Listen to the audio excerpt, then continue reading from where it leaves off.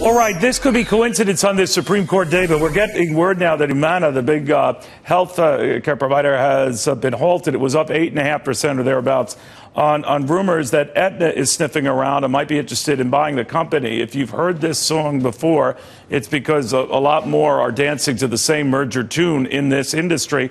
And, of course, this was happening before the Supreme Court decision today. But Aetna, of course, its CEO was talking to reporters not too long ago about the role the government has in his undertaking and why he takes no umbrage or offense in the government suggesting how it should do business. Keep in mind, all of these guys get a lot of federal dollars, which is why the Supreme Court news today was deemed so favorable. Imagine if they had ruled against those subsidies. It could have been damaging for these issues that benefit so much from Uncle Sam. Take a look at some of them right now. They are racing in and out of all-time highs.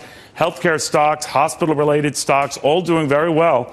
In fact, this entire law has been the wind at their proverbial back because they are the instant beneficiaries of all of this largesse. Now, depending on what your views are in the healthcare law, whether it helps you or not, whether you are paying more for it or not, the fact of the matter is that we need all of these guys, and that they control the spigot that gets us the care we need, or at least the approval to get the care we need. Many of them have been charging folks through the nose for this, but the fact of the matter is that they are big beneficiaries of big government, which is why this news today was not so damaging. And that's what I find so remarkable at the near end of these 2 hours of broadcasting, the fallout from this Supreme Court decision.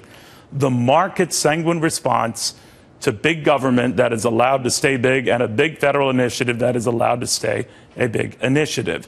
We are all, as I said at the outset, maybe crassly, at the government's teat.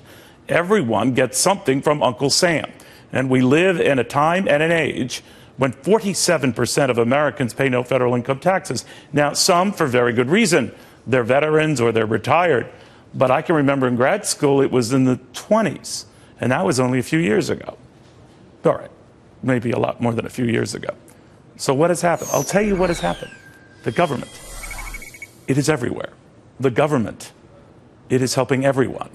And today, the highest court in the land essentially said, that's the way it is, and we cannot even envision changing the way it is. This big decision that a lot of hotshot lawyers are examining and re-examining, do you know what it really comes down to? 6 justices saying, do you really want to make this a pain in the butt and do this all over again? Do we really want that? 6 justices said no. We're down to 3 conservatives who said, what the heck?